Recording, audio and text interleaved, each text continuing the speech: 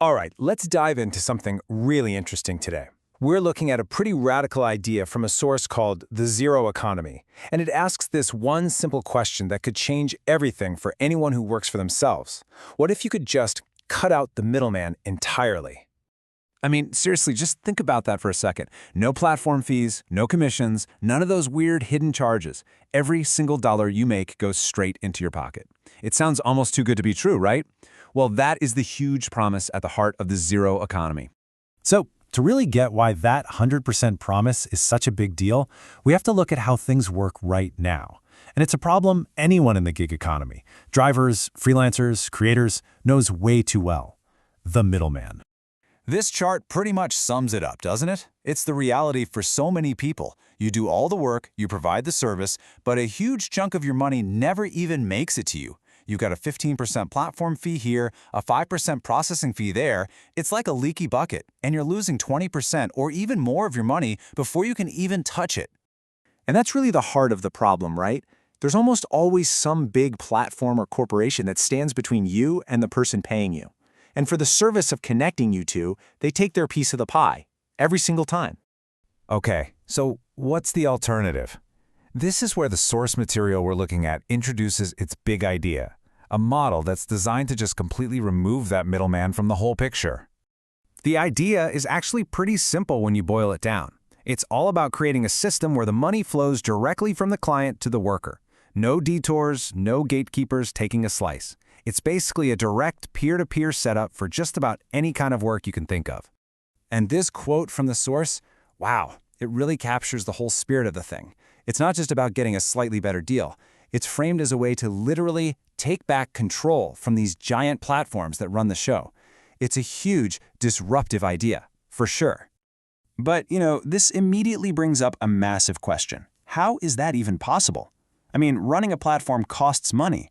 So how can one possibly operate for free without taking a cut from anyone? This is probably the first thing that popped into your head, right? It sounds great, but if there are no fees, who pays the bills? Who's paying for servers and developers and all that stuff? It sounds kind of like magic. Well, the source points to this platform called Cloud Atlas Club as a proof of concept, and it claims it can run for free because it's built on a decentralized network. So instead of needing these massive, expensive central servers that a company has to pay for, the platform's work is spread out across all its users' own devices.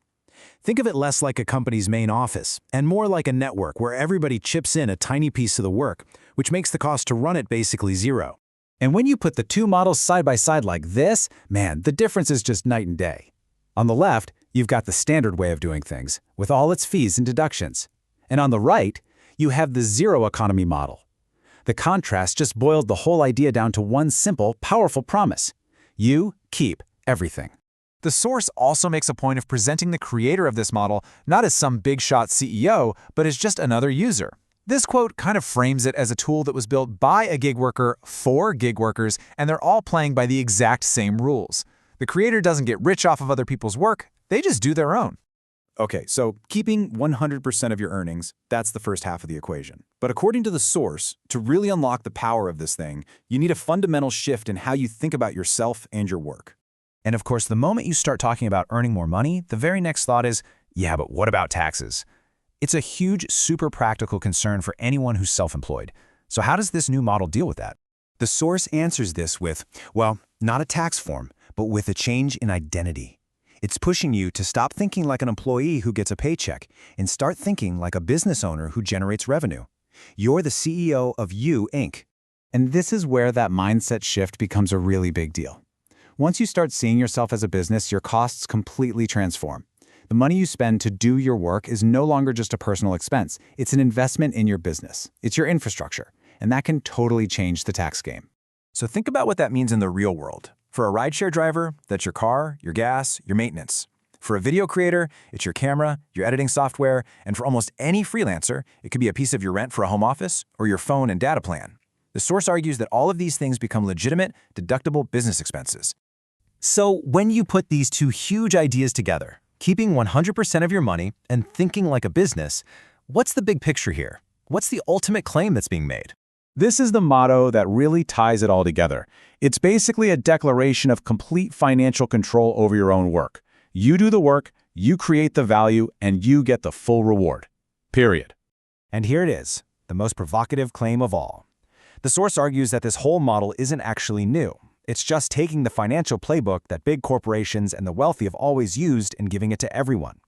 It's all about maximizing what you bring in and strategically using your expenses. This is about making those powerful tools accessible to the individual. Which leaves us with this one final massive question.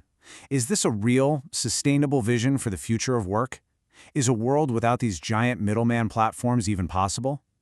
The source behind the zero economy certainly thinks so, and it's an idea that really challenges the foundation of how we all work today. What do you think?